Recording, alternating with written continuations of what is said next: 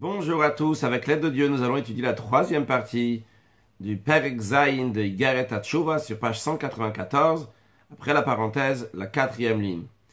Jusqu'à présent, l'Admor Azaken a expliqué comment un juif il est toujours attaché à Dieu. Sa neshama elle vient de Yud Ke Vav Ke, le tétragramme. Lorsqu'un neshama est descendu dans le corps, elle est descendue avec la dernière lettre de Yud Ke Vav Ke, c'est-à-dire avec le He. Et comment le Yud Ke Vav Ke, ça correspond aux Sphirot, aux 10 sphères.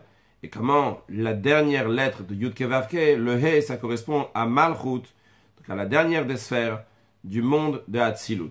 Lorsqu'un juif, Chas Veshalom, qui Dieu en préserve, fait une faute, et particulièrement lorsqu'il s'agit d'une faute qui est appelée grave par le fait qu'elle entraîne un karet, un retranchement, que la personne va mourir avant 50 ans, ou bien Mitabide Shamaim, une mort par le ciel qui va mourir avant 60 ans pour des transgressions qui sont graves, et bien à ce moment-là, le Hetata, le He inférieur, c'est-à-dire le deuxième He, le dernier He de Yud Ke Vav Ke, descend dans les forces du mal. Et lorsque le juif il fait Teshuva, à ce moment-là, il ramène le He à sa source, c'est-à-dire que le He va se rattacher avec le Yud Ke Vav, d'où l'expression de Teshuva, Tashuv He, que le He repart à sa source. Dans ce chapitre Zayin 7, l'Admor Azaken explique comment faire pour que cette Teshuva va être Be'emet ou Yashar, va être vraie, va être droite, en d'autres mots, en des mots simples, qu'elle va tenir la route, qu'elle ne va pas être seulement pour un moment, mais qu'elle va tenir aussi. Et pour cela, l'Admor Azaken a expliqué deux choses. La première des choses, qu'un juif doit méditer sur la grandeur de Dieu envers qui il a fauté. Ça, c'est un point. Et un deuxième point, le juif doit aussi méditer sur le fait que Dieu, s'il est très très grand en effet, mais le deuxième point, qu'il doit se soumettre à Dieu qui est très très grand. Parce qu'on peut avoir la grandeur de Dieu, mais tout en ayant la grandeur de Dieu, ne pas réaliser, ou même si on réalise, en tous les cas, on va avoir le Yetzer Hara, le mauvais penchant, qui va empêcher de faire la volonté de Dieu. Bien pour cela, il y a besoin d'une deuxième méditation, cette deuxième méditation qui a pour but de briser les forces du mal, c'est-à-dire briser, dans des mots simples, notre Yetzer Hara, notre mauvais penchant. Et par cela, une fois que le mauvais penchant va être brisé, à ce moment-là, on va servir Dieu bien comme il faut.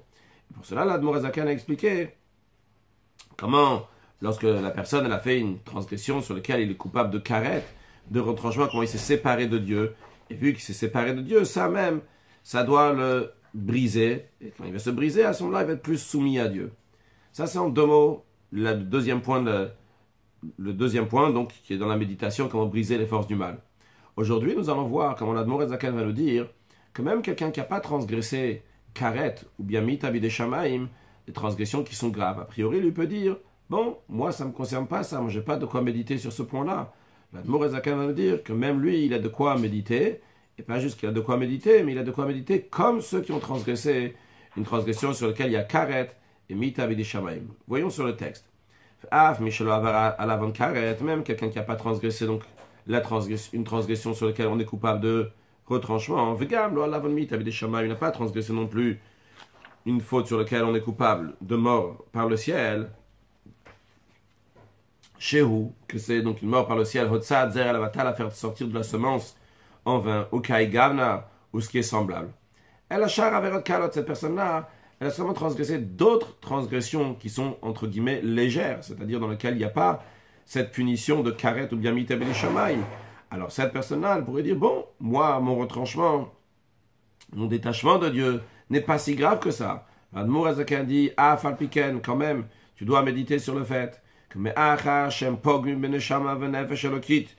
vu que ces avérotes-là, même qui sont des avérotes qui sont légères, mais eux aussi, ils font une brèche, ils font un défaut, un manque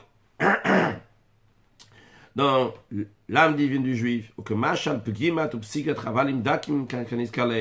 comme l'exemple qu'on avait donné de la détérioration, de la rupture des fines cordelettes qu'on avait mentionné avant, c'est-à-dire l'Admor Azaken avait donné l'exemple d'une corde dans laquelle il y a 613 cordelettes, des petites cordes, et que chaque mitzvah, c'est une petite corde avec laquelle on s'attache à Dieu. Alors s'il coupe plusieurs cordes, l'Admor Azaken va nous dire: si la personne va faire beaucoup de fautes entre guillemets légères, il peut ébrécher la corde, c'est plusieurs petites avérotes, petites légères avérotes, ces légères transgressions vont faire la même équivalence qu'une avera, une transgression dans laquelle il y a le karet ou il y a mita. Donc, c'est-à-dire dans l'exemple de la corde, quand c'est un karet ou mita bide shamaï, à ce moment-là, ça coupe la corde. Mais le Admor Azaken nous dit la même chose aussi. Lorsqu'il s'agit de plein d'avérotes qui sont légères, tu coupes plein de petites cordes, mais finalement, c'est la corde entière qui maintenant est détériorée, qui peut être coupée. L'Admor Azaken rajoute encore plus que ça. Non seulement que si tu as fait plusieurs différentes avérotes, eh bien, tu coupes plusieurs petites cordes. L'Admor Azaken rajoute que même si la personne elle a fait seulement une faute légère, mais répétitivement, plusieurs fois, elle fait exactement cette même faute. C'est une seule. Mais à chaque fois, c'est la même. Eh bien, même comme cela, eh bien, il peut faire une grande coupure entre lui et Dieu, Chas v'Shalom. Sur le texte, même s'il va répéter une faute plusieurs fois, bien que c'est la même, a priori, on peut dire que c'est seulement une seule corde, eh bien, quand même, l'Admor Azaken donne un exemple. Pour qu'on comprenne ce qu'il veut dire, il donne l'exemple que le prophète, dans les paroles du prophète, on retrouve qu'il y a certaines fautes qui sont considérées comme des fautes qui sont épaisses et des fautes qui sont légères. Et le prophète les compare à un nuage. Comme on retrouve que le prophète a comparé les fautes à un nuage qui assombrit la lumière du soleil. Comme il est dit, Dieu donc dit par le prophète Ishaïa, il dit, j'ai effacé comme un nuage épais tes fautes. Alors, c'est quoi cette expression que j'ai effacé comme un nuage épais tes fautes? Et maverot hamurot. Ça, il s'agit donc des fautes qui sont graves. Hamavdilim, hamavdilot, qui séparent ben pnimit ashpat shamavaye, baochu le nefesh elokit, qui séparent entre la partie profonde de le flux qui vient d'Akadosh Baruch Hu, qui vient de Dieu. Donc entre nous et Dieu, notre âme divine, ça fait un arechas de shalom, qui avdalat anan avechashur. Et cette séparation est comme un nuage qui est épais, qui assombrit. Hamavdil ben hashemesh, qui ce nuage sépare entre le soleil, la haaretz à la terre, la darim alea, et ceux qui habitent sur la terre. Al derech mashal par exemple. Donc ici, donc, c'est des nuages qui font une séparation entre le soleil et ceux qui sont sur terre. Mais quelle sorte de nuage? C'est un nuage épais. Donc le prophète compare certaines fautes du peuple juif. Ka'av peshaecha. Av, c'est un nuage qui est épais. Dans la suite du verset, il dit Uke'anan chatatecha.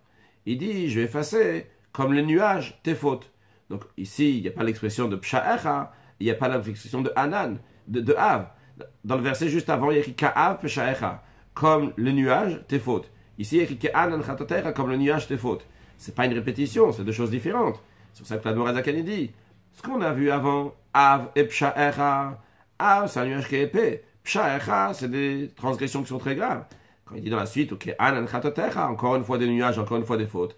Là, il parle d'une autre catégorie de nuages et une autre catégorie de fautes. En Averot Kalot. Donc ça, c'est des transgressions légères, chez Adam Dashba, Kevav, que l'homme foule avec ses pieds, c'est-à-dire qu'il ne fait pas attention à ces choses assez, entre guillemets, des petites mitzvot dans lesquelles il ne fait pas attention. Kavdanat Anan, Kalve Kalush Alderech Mashal. Et ça, c'est comparé à un nuage qui est léger, qui est pâle, qui n'est pas si épais que ça. Donc qu'est-ce qu'on en retire d'ici? Ce que l'Admor Azaken veut nous dire, c'est qu'il y a des avérotes qui sont comme un gros nuage, et il y a des transgressions des avérotes qui sont comme un nuage qui est léger. Veine, que Moshe Mashalazet, l'Admor Azaken dit, comme dans cet exemple-là, Adam Or Hashemesh Bachalon. Imaginons que par la fenêtre, il y a le soleil qui rentre. Et quelqu'un il met devant la fenêtre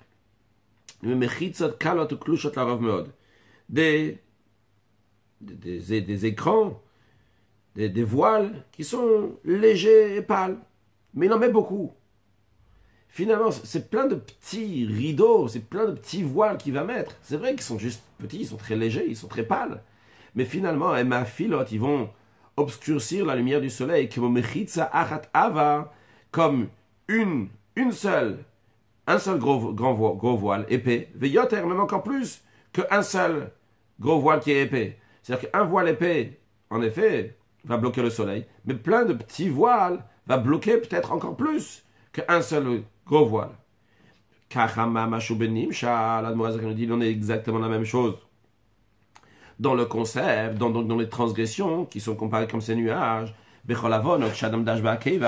donc toutes les fautes que l'homme il foule avec ses talons, et il sait pas d'Averod, il fait pas tellement attention, mais il doit savoir que si il fait plusieurs fois ces fautes-là, eh bien finalement ils vont être comme un voile, c'est plein de petits voiles qui vont être comme un gros voile finalement, et même peut-être plus.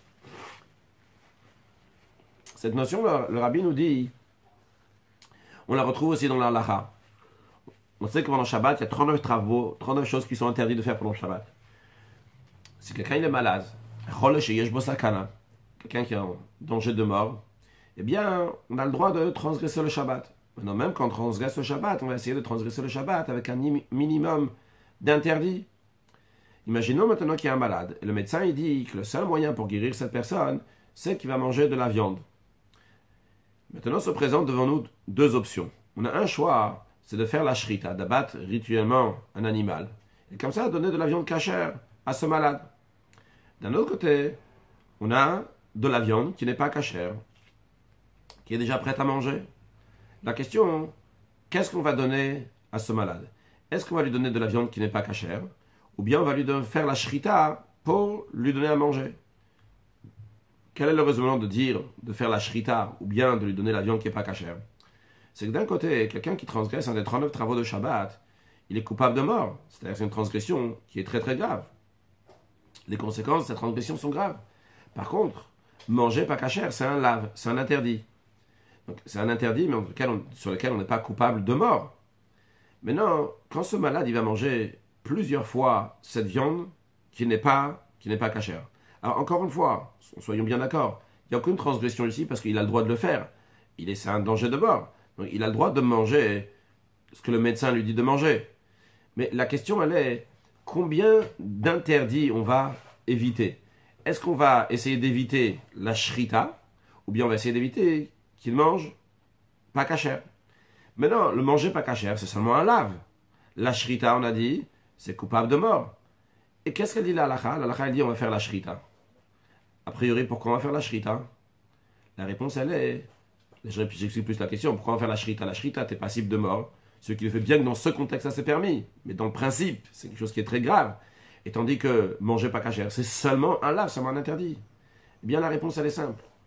Parce qu'à chaque fois que le malade va manger cette viande qui n'est pas cachère, vrai, c'est un lave. Mais c'est encore un lave, et encore un lave, et encore un lave. À chaque fois qu'il va manger, ça va être encore plusieurs interdits. Donc, c'est plusieurs petites interdictions. C'est plusieurs interdictions qui sont légères, sur lesquelles on n'est pas passif de mort. Mais finalement, plusieurs petites interdictions, plusieurs interdictions qui sont légères, s'accumulent à être comme l'interdiction qui est grave, et encore plus que ça. D'où ce que l'Admour HaZakan nous dit, que on voit que même lorsqu'il s'agit de plusieurs interdictions qui sont légères, mais au final, lorsqu'ils s'accumulent plusieurs ensemble, eh bien finalement, ça fait comme une interdiction qui est passible de mort, qui est très très grave, et même encore plus. Continuons sur le texte, on a vu ici en tous les cas ce que l'Admour HaZakan nous a rajouté, en plus du fait, donc l'exemple de la corde. Dans la corde, tu peux dire seulement qu'il y a une petite corde, une deuxième petite corde, une troisième petite corde, mais s'il s'agit d'une seule corde qui est constamment, on transgresse constamment cette petite corde, peut-être ça ne va pas faire si grave que ça. L'Admour HaZakan nous dit non, parce que c'est comme l'exemple du nuage. Le nuage, avec plein de petits nuages, de nuages légers, ça devient un nuage qui est très épais. L'Admour HaZakan rajoute sur ça. Même s'il s'agit donc jusqu'à présent vraiment de transgressions qui sont légères, mais au mikosh, qu'on a plus forte raison, ceux qui sont connus des paroles de nos sages, de mémoire bénite, que même qui sont considérés très très graves. Et l'Admour HaZakan dit Shen mamash kavodazar, qui sont vraiment comme l'idolâtrie. L'Admour HaZakan ne dit même pas l'expression ke'il ou comme si, mais il dit c'est considéré comme l'idolâtrie. Gilou yarayot, l'adultère, ou shirut damim, le meurtre. L'Admour HaZakan donne des exemples qui sont ramenés dans les paroles de nos sages. Comme par exemple, Almat Ain Minazdaka, dans les paroles de nos sages, dans le Gemara Ktuvot, on dit que si quelqu'un lui demande de la tzedaka, de donner la charité, il a la possibilité de donner, il ne donne pas, c'est comme s'il avait fait l'idolâtrie. Comme chez Katuv, l'Admour HaZakan dit, comme il est écrit, Ishamer Lecha. Là-bas, ça parle à propos de la Shemitah. On sait que la 7e année, ça annule les dettes. Donc si je dois de l'argent à quelqu'un d'autre, eh bien, cette dette-là va s'annuler si je ne l'ai pas payée avant la Shemitah. Évidemment, il faut toujours payer ses dettes. Mais si quelqu'un n'a pas payé quand ça arrive à la Shemitah, eh bien, la dette, elle part, comme ça la Torah elle dit. Mais non, si ça arrive juste avant la Shemitah, et j'ai le moyen de prêter de l'argent. Il y a quelqu'un, il vient chez moi et me dit, s'il te plaît, prête-moi de l'argent. Alors si, chas shalom, un juif, il à la place de dire, bien sûr, avec plaisir, je vais te prêter de l'argent. Il dit, je vais pas lui prêter parce que, dans sa tête, il se dit, je vais pas lui prêter parce que bientôt la Shemitah, il risque de pas me rendre, etc. Alors dans ces cas-là, la Torah dit, gare à toi, peigné d'avoir une vavra blial, de peur qu'il y ait dans ton cœur quelque chose qui est blial, qui est pervers, gomer, etc. L'expression que la Torah emploie pour cette personne-là qui n'a pas voulu donner, prêter de l'argent avant la Shemitah, avant cette 7e année, est blial. Et de même, pour dans tout ce qui rentre dans le cadre de tzedaka, de charité, d'aider quelqu'un d'autre, eh bien, ça s'appelait blial. Et la Dmorazaka nous dit cette expression que la Torah emploie pour blial dans la Shemitah, ou blial, i oved avodat elilim v'cholu. Cette même expression de blial, la Gemara nous dit que c'est quelqu'un qui est idolâtre, et aussi appelé blial, pervers. Donc on voit ici que quelqu'un qui s'est empêché de prêter de l'argent à quelqu'un d'autre, quelqu'un qui n'a pas voulu donner de la tzedaka, la charité à quelqu'un d'autre, alors qu'il avait les moyens, eh bien il appelait blial, il appelait pervers, comme celui qui fait l'idolâtrie, qui appelait blial, pervers. Encore un exemple à Dmorazaka qu'elle nous donne. Ça, Père Bignut Travero, c'est lui qui dit du mal de son prochain. Il a Lachonara, ce qu'on appelle le Lachonara, la mauvaise langue. Hashkula, Kawadazara, qui est considéré comme l'idolâtrie. Vegiloya Rayot, l'adultère. Ou Shfiru Dam, le meurtre. Et d'ailleurs, dans Igaret HaKodesh, dans la 4e partie du Tanya, la Dmorazaka dit que même penser du Lachonara, dans certains sens, c'est encore pire que dire le Lachonara. Jusqu'à où ça va? Encore un exemple, la Dmorazaka nous dit, Vichola Koes, tout celui qui se met en colère, qui ilo avodazara, le Rambam nous dit, celui qui se met en colère, c'est comme s'il avait fait l'idolâtrie. De même celui qui est arrogant, qui a une grossièreté d'esprit, qui est orgueilleux. Encore plein d'exemples, encore plein d'exemples comme ça, dans la Gemara, dans le Talmud. Tous ces exemples-là qu'on vient de citer, en ce qui concerne la punition n'est peut-être pas si grave, mais l'effet que ça a sur l'âme est très très grave, comme des transgressions qui sont graves. Et la Dmorazaka conclut ces exemples en disant Talmud Torah, l'étude de la Torah, celui qui peut étudier la Torah qui n'étudie pas, ce qu'on appelle en hébreu le bitul Torah, eh bien c'est tellement strict que neged kulam, ça correspond à tous les averot, toutes les transgressions qui sont très strictes. Bien qu'a priori on pourrait dire, c'est seulement annuler un commandement positif. Ça ne veut même pas qu'il a transgressé un commandement négatif qui est léger sur lequel il n'y a pas de punition. C'est un commandement positif, c'est-à-dire il n'est pas parti faire ce qu'il devait faire. Bon, c'est juste un commandement positif. Et bien on te dit non. Même qu'il n'a pas fait ce commandement positif d'étudier la Torah, eh bien c'est équivalent à toutes les transgressions qui sont graves. Où est-ce qu'on retrouve ça? Comme les paroles de nos sages de mémoire bénite, dans le Midrash et dans le Yerushalmi, que il a écrit que lors de la destruction du temple, il a été mevater, il a pardonné sur le fait que le peuple juif, ils ont fait l'idolâtrie, ils ont fait il me semble que c'est à propos de la destruction du temple. J'ai un doute maintenant. Donc, Akadosh Baruch Hu, il a pardonné sur l'idolâtrie, sur l'adultère, sur le meurtre, mais il n'a pas été mevater sur le fait que les Juifs, il n'a pas pardonné sur le fait que les Juifs, ils n'ont pas étudié la Torah. Donc, en tous les cas, on voit ici des exemples, la Dmorazaka nous dit, des choses sur lesquelles l'homme d'Ashba Kevav, personne ne le foule par le pied. Bon, il n'a pas étudié la Torah à cet instant-là. Bon, un petit mot sur l'autre, etc. Bon, maintenant, je n'ai pas envie de donner la tzedaka, il se met en colère. Exact, il est arrogant. La Dmorazaka nous donne des exemples qu'on peut retrouver facilement dans la vie, que des choses qu'on ne fait pas attention ici. Il ne s'agit pas de karet, il ne s'agit pas de manger à Kippour, d'avoir un rapport avec une femme qui est nida, de manger du chametz à Pesach. Bon, c'est des choses comme ça qui sont ordinaires. Mais la Dmorazaka dit ces choses-là, dans la Gemara, ils sont considérés comme ces fautes-là qui sont extrêmement graves, sur lesquelles on est coupable. On est coupable de mort. Donc, pourquoi la Dmorazaka nous dit tout ça ici? C'est pour la personne, comment elle doit méditer sur sa situation. Et comment briser son yetzer hara, briser son mauvais penchant, et ne pas, et comme ça en brisant son mauvais penchant, il va pouvoir se rapprocher encore plus de Dieu, de décider de faire la volonté de Dieu. Mais avant d'arriver à toute cette conclusion-là, la Dmorazaka nous rajoute un point.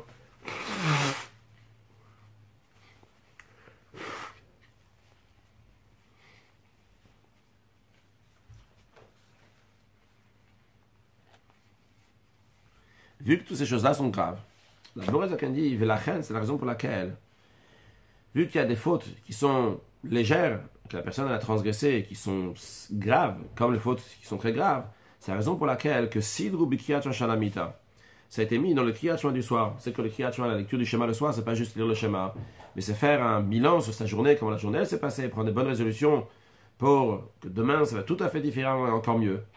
Alors, le Ramban, le Harizal, ils ont instauré de lire dans le Kriyat Shema du soir, de lire, de recevoir ce soir, les Kabel Allah, de recevoir ce soir, Dalet Mitot Bedin Vechulu, les 4 morts du tribunal, les 4 manières comment le tribunal exécutait, donc à l'époque, lorsqu'il y avait le temple. Donc il y a Skila, il y a lapidation, il y a Seifa, brûlé, Hereg, donc décapitation, et Chenek par strangulation. Dans le Kriyat Shema du soir, on peut retrouver, donc on fait essayer Hirat Sodan au milieu de Tachanun des supplications. Dans le Kriyat Hashem, Shimchatati Avit Pachat Lefanecha, j'ai fait un Pagamti, un Bkam, dans la lettre Yud de ton grand nom, etc. On a lu dans le Kriyat Shema, ou bien dans la lettre Aleph, etc. de Adne, et je suis devenu coupable de ce qu'il a d'être lapidé. Je reçois sur moi ce qu'il a d'être lapidé, comme si j'avais été lapidé, etc. Ça, c'est ce qu'on dit. Et de même, on dit pour Seifa, pour Hereg et Chenek. Alors pourquoi on dit ces choses-là? Est-ce que on a transgressé une faute sur laquelle on est coupable de Skila, Seifa, Hereg, Chenek, d'une de ces 4 manières donc d'exécutation que le tribunal faisait à l'époque? Pourquoi on dit ça aujourd'hui? La raison, elle est basée sur ce qu'on a dit avant. En effet, peut-être tu n'as pas transgressé le Shabbat, tu n'as pas transgressé des choses sur lesquelles tu es coupable de mort, mais vu que peut-être tu as transgressé donc des commandements qui sont plusieurs petits légers commandements, et par cela, ça s'est fait un épais commandement, entre guillemets, tu as transgressé une épaisse transgression, eh bien à ce moment-là, c'est comme si tu avais ce qu'il a, Seifa, Hereg ou Chenek. Et dans ces cas-là, tu dois prendre sur soi comme si tu avais reçu ces morts-là. Maintenant, la question peut se poser, n'importe quel juif, il va se dire, non, ok, je suis d'accord sur le principe. Plusieurs fois, je n'ai pas voulu donner la tzedaka, plusieurs fois je me suis mis en colère, plusieurs fois je n'ai pas étudié la Torah, bitul Torah, étudié la Torah, donc au fur et à mesure, ça s'est fait un nuage épais, et donc qui est équivalent, quelque chose que je suis coupable de mort, ok, je suis d'accord sur ce principe, je peux comprendre. Mais quand même, dire que tous les jours, j'ai tellement transgressé dans la journée, qu'à la fin de la journée, je dois recevoir sur moi ce qu'il a Seifa, Hereg, Chenek, quand même. Je sais pas, on n'est pas des si grands Rechaïm que ça. Amer Kulam Tzadikim, on est tous des grands Tzadikim. C'est la raison pour laquelle l'Admor HaZaken va nous expliquer encore plus que ça. L'Admor HaZaken veut dire Milvad Shal Pi HaSod. En plus du fait que d'après le Sod, l'Admor HaZaken en général, il ne ramène pas des choses de Sod, donc du secret, du mystique de la Torah dans le Tanya. Pourquoi ici il ramène? Justement, pour nous expliquer comment, sur le plan spirituel, chacun, même un tzaddik, qui peut retrouver comment de manière bedakut ou dakut de dakut, de manière très fine, il peut retrouver comment il a fait un défaut dans la lettre Yud, de Yud Kevav Ke, dans la lettre He, dans la lettre Vav, dans la lettre He, etc. Comment cela? Alors, le Morazakan nous dit, d'après le Sod, quand la pogem beot Yud shel Shem Havaye, tout celui qui fait un bgam, on ne va pas traduire à chaque fois le bgam, c'est la Morazakan a déjà expliqué avant, pgim atasakin, c'est un couteau qui a été ébréché. Donc ici, c'est plutôt dans l'esprit, donc c'était dans l'esprit qu'on a ébréché de l'âme, qu'on a fait un bgam. Donc, quand la pogem beot Yud shel Shem Havaye, tout celui qui fait un bgam dans la lettre Yud de Yud Kevav Ke, ilun traevski là, c'est comme si qu'il avait été coupable de lapidation. Qu'est-ce que ça veut dire sur le plan spirituel? Il y a un mamar du Rabbi Rachab qui explique donc, ce qu'on va voir dans la suite ici. Le Yud de Yud Kevavke, c'est juste un petit point. Ce petit point représente le niveau de Chorma, la sagesse. Mais ici, pas dans le sens juste de sagesse, mais surtout dans le sens de Bitul, de la soumission, de l'annulation à Kadosh Baruch Hu.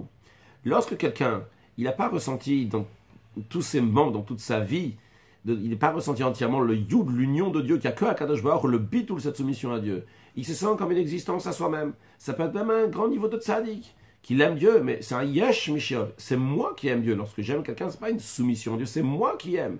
Alors le fait qu'il n'a pas ce Bitul, cette annulation totale à Dieu, il fait un begam, comme on a dit tout à l'heure, que ce soit bedakou de manière raffinée ou bedakou de manière très raffinée. Et peut-être des fois, on n'a pas besoin d'aller chercher de manière très raffinée. Tout simplement, on pense que c'est nous qui sommes forts, nous qui sommes grands, nous qui sommes puissants, etc. On n'a pas ce bit, on n'a pas cette soumission à Kadosh Baruch Hu. Eh bien, à ce moment-là, on a fait un gamme dans la lettre Yud. Parce qu'il n'y avait pas que Yud, il n'y avait pas que Kadosh Baruch Hu ici, il y avait le monde aussi qui existait. Quelle est la punition que l'on soit en conséquence de ça? C'est ce qu'il a, cette lapidé. Alors, c'est pas lapidé dans le sens littéral du terme, mais ce qu'il a, c'est la pierre. La pierre, ça veut dire que le cœur devient comme de la pierre. Maintenant, il n'a plus le fait, il n'arrive pas à recevoir la divinité. Il n'est pas un réceptacle pour la divinité. Alors justement, pour s'empêcher de ne pas recevoir cette skill-là, de ne pas être lapidé sur le plan spirituel, justement, c'est la raison pour laquelle que le soir, dans le Kriyat Shalamita, on dit c'est comme si j'avais été lapidé. Par cela, donc on arrange cette skill-là, cette lapidation qui a eu. Et par cela, le cœur va à nouveau s'ouvrir et va devenir un cli vers un réceptacle pour la divinité. Ça, c'est celui qui a fait un bgam dans la lettre Yud. Puis, va pogem beot he, celui qui fait un bgam dans la lettre he de Yud Kevak. Donc le premier he de Yud Kevak, qui est Ilu Nitrayev Seifa, c'est comme si il avait été coupable de Seifa, d'être brûlé. C'est quoi le sujet du he? Le he, c'est une lettre qui est en longueur et en largeur, qui représente donc le fait de développer la méditation dans la grandeur de Dieu. C'est qu'on va bien méditer dans la grandeur de Dieu. En conséquence de ça, ça amène à l'amour de Dieu, ça amène à la crainte de Dieu. Mais lorsque quelqu'un, chas v'shalom, n'a pas fait son travail, il n'a pas été imprégné de cette grandeur de Dieu, il n'a pas réfléchi sur ça. Plutôt, son cerveau, il était occupé à comment il va pouvoir avoir des choses matérielles dans ce monde, comment il va pouvoir mieux gagner sa vie, gagner dans le commerce, etc. Et donc l'amour de Dieu, la crainte de Dieu chez lui n'était pas comme il faut. Et bien, en conséquence de ça, sa punition, elle est qu'il va avoir Seifa, qui va être brûlé, qu'il va être brûlé. Il va être brûlé avec des amours extérieurs, avec quelque chose donc des forces du mal. Il va avoir un feu qui est comme ça, dans l'intérieur de son cœur. À la place d'avoir l'amour de Dieu, la crainte de Dieu, il va avoir l'amour, la crainte des choses qui sont matérielles de ce monde-là. Et justement, pour empêcher cela, donc cette conséquence qui est venue par le gamme qu'il a fait dans la lettre He sur le plan spirituel, pour empêcher cela, eh bien, le soir, donc Kriyat Shalamita, on y va Reini Keilu Nisrafti, comme si j'avais été brûlé par cela. Donc il va faire Tchouva, repartir que à ce moment-là, son cœur va avoir le feu pour la divinité, pour Akadosh Baruch Hu. C'est le feu positif, non pas négatif, Chas Shalom. Borazaken dit, Vav, celui qui fait un peu gamme dans la lettre Vav de Yud Kevavke, Keilu Nitrayev Hereg, comme s'il avait été coupable de Hereg, de décapitation. Lorsque quelqu'un il est dans les taves de ce monde, quand il est dans les plaisirs de ce monde matériel, donc il s'imprègne totalement, il se met dans cela, eh bien, la punition de cela, c'est qu'il a avec les décapitations. C'est quoi cette décapitation? C'est que la tête, elle est séparée du cœur. La tête, elle réfléchit dans la grandeur de Dieu. Lorsque la tête, elle réfléchit dans la grandeur de Dieu, en conséquence de cela, ça amène dans le cœur l'amour de Dieu, la crainte de Dieu, parce qu'il y a une connexion entre la tête et le cœur. Mais lorsque Chas v'Shalom, cette personne-là, elle a mis toute son énergie, elle a mis dans des choses qui sont totalement matérielles, et son plaisir matériel, eh bien, à ce moment-là, sa punition, elle est qu'il ne va pas y avoir d'influence de sa tête à son cœur. Sa tête, en effet, il va comprendre la grandeur de Dieu, mais ça ne va pas passer dans le cœur. Il y aura un herg, une décapitation. Décapitation, c'est quoi? C'est qu'on sépare la tête du cœur et du corps. C'est la raison pour laquelle que le soir, donc on reçoit sur soi, va reini keilu neherakti, comme si j'avais été décapité. Et par cela, donc la personne va faire tchouva, et de manière que sa réflexion dans la grandeur de Dieu va pouvoir influencer dans le cœur, dans le cœur et dans son corps qui va se comporter comme il faut. Puis la Nourazaken nous dit, Bothe Acharona, celui qui a transgressé, donc il a fait un pgam, un défaut, dans la lettre dernier He, donc le Yud Kevavke, le dernier He, qui est comme si il avait été coupable de strangulation. C'est quoi le dernier He? Le dernier He, comme on l'a dit tout à l'heure au début du cours, ça correspond à Malchut, la dernière des sphères. Cette dernière des sphères, Malchut, ça représente la parole, l'action, c'est l'idée de Kabbalatol, le fait de recevoir le joug d'Akadosh Baruch Hu, de faire, après tous les idéologies qu'il peut y avoir avant, dans les 9 sphères qui ont avant, après il y a Malchut qui concrétise ce qu'il faut faire, comme le roi qui dit, allez-y maintenant à tous ses conseillers, qui lui ont dit des bonnes choses, des bonnes idées, et bien après il y a Malchut, c'est passé à l'action, c'est Kabbalatol, recevoir le joug, qui représente recevoir le joug de Dieu, de faire ce qu'Akadosh Baruch Hu nous demande. Quand on dit Kabbalatol, recevoir le joug de Dieu, évidemment, c'est pas seulement de faire, même quand on ne comprend pas. Ce qui est vrai aussi, c'est aussi le Kabbalatol. Mais c'est aussi dans le sens qu'à l'intérieur de nous, si on va voir le Kabbalatol, le fait de recevoir le joug d'Akadosh Baruch Hu. Et si quelqu'un n'a pas ce Kabbalatol, le fait de recevoir le joug de Dieu bien comme il faut à l'intérieur de lui, eh bien, il fait un bgam dans la lettre He de Yud Kevavke, dans le dernier He. Et sa punition en conséquence de ça, c'est quoi? C'est Chenek, la strangulation. Qu'est-ce qui se passe lorsque la personne, elle est la strangulation? Eh bien, le souffle qui est dans le cœur ne passe pas donc va pas dans la parole, va pas dans la bouche, donc ça va pas sortir à l'extérieur. Ça veut dire que cette période, on parle ici d'une personne qui a eu la méditation, il a eu la méditation, il y a eu aussi le cœur qui a été influencé, mais après, ça va pas passer, ça va pas passer dans le concret. Sa parole va pas changer, son comportement va pas changer. Et justement, pour empêcher cela, eh bien, on reçoit sur nous le herek, qui est ilu, varini, kilu nerakti, on dit à la fin, varini, kilu nechnakti. Comme si que j'avais été, donc, reçu la strangulation. Et par cela, donc, la personne, elle fait tchouva, elle reçoit à nouveau le kabbalah, talmachut shamaï, recevoir le jour d'Akadosh Baruch Hu, dans la perfection, donc tout son sens, dans le niveau le plus fin du fin. Et à ce moment-là, donc, il a arrangé le Yud Kevavke. Et ça, c'est tous les jours. Parce que tous les jours, on peut faire un bgam. Un bgam, c'est un petit quelque chose, ça peut être exactement comme il faut. On voit tous l'exemple qu'on vient de donner sur le Yud, sur le He, sur le Vav et sur le He. C'est des choses dans lesquelles on peut travailler tous les jours. Donc l'Admor HaZaken nous dit, toi tu te dis, pourquoi je vais dire ça tous les soirs? L'Admor HaZaken te dit, en plus, d'après le Sod, il y a encore une raison pour le dire. Mais à part ça, de toute façon, quoi qu'il arrive, tout le monde est d'accord que de temps en temps, il faut le dire. Mais même chaque jour aussi, il faut le dire. Parce que chaque jour, tu peux avoir fait un bgam dans le Yud, dans le He, dans le Vav et dans le He. Si tu as manqué, que ce soit donc dans l'union d'Akadosh Baruch Hu, total, donc dans le Yud, ou bien dans la méditation de la grandeur d'Akadosh Baruch Hu, dans le He, ou bien dans le Vav, donc ça ne s'est pas passé dans les sentiments, ou bien dans le He, qui ne s'est pas passé dans l'action, eh bien, donc tu dois travailler sur ça. Alors, l'Admor HaZaken nous a donné des exemples théoriques, si on peut dire théoriques, dans le sens où il ne nous a pas dit quelle mitzvah correspond à quoi. L'Admor HaZaken va nous donner 4 exemples, c'est-à-dire 4 mitzvot, comment correspond à Yud Kevavke. Celui qui néglige la lecture du schéma. Pogem Beot Yud. Il fait un bgam dans la lettre Yud. Ceux qui négligent le schéma. Il y a le sens simple, négliger le schéma. Quelqu'un n'a pas fait le schéma à l'heure, il ne s'est pas réveillé à l'heure le matin. Ou bien, grâce à Shalom aussi le soir, il n'a pas fait le schéma quand il fallait. Mais il y a aussi ceux qui négligent le schéma dans le sens plus fin du terme. C'est oui, vrai, il a lu le schéma, mais il est quitte du schéma. Il a pensé, écoute Israël, l'éternel est notre Dieu, l'éternel est un. Mais il n'a pas reçu sur lui le joug de Dieu bien comme il a fallu. Il n'a pas pris l'union de Dieu, le Echad, comme Kadosh Baruch Hu, il est un, quand il n'y a rien d'autre, comme ce monde n'a aucune importance, et que l'essentiel c'est Kadosh Baruch Hu, il n'a pas pris sur lui. Alors lui aussi, il néglige le schéma, un sens fin du terme, mais il a été mevatel, il a négligé le schéma. Et lui, donc, il a fait un bgam à défaut. Dans la lettre Yud, son attachement avec Kadosh Baruch Hu.